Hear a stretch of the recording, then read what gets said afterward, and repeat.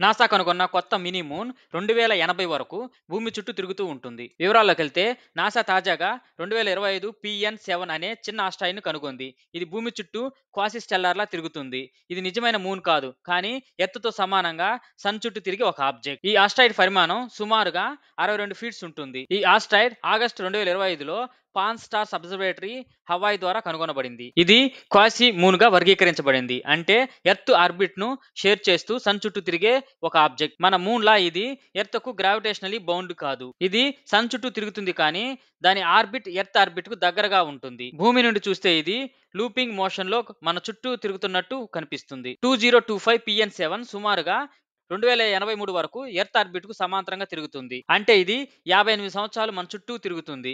అది ఇప్పటి వరకు లాంగెస్ట్ క్వాసీమూన్ గా గుర్తించబడింది. క్వాసీమూన్స్ చాలా అరుదుగా మరియు శాస్త్రీయంగా విలువైనవి.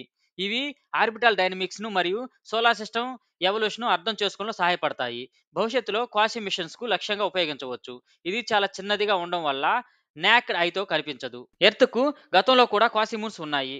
ఉదాహరణకు 2006 RH120 మరియు 469219 కొమియో ఒలేవో. కానీ అవి అన్ని కొన్ని సంవత్సరాల పాటు మాత్రమే మన భూమి చుట్టూ తిరిగాయి. 2025 PN7 యొక్క దశాబ్దాల పాటు ఉండే ప్రెజెన్స్ దీన్ని ప్రత్యేకంగా నిలబెడుతుంది. ఈ వీడియో మీకు నచ్చినట్లయితే లైక్ చేయండి. Thanks for watching. మరిన్ని సైన్స్ వీడియోస్ కోసం మార్గదర్శి తెలుగు ఛానల్ సబ్స్క్రైబ్ చేయండి.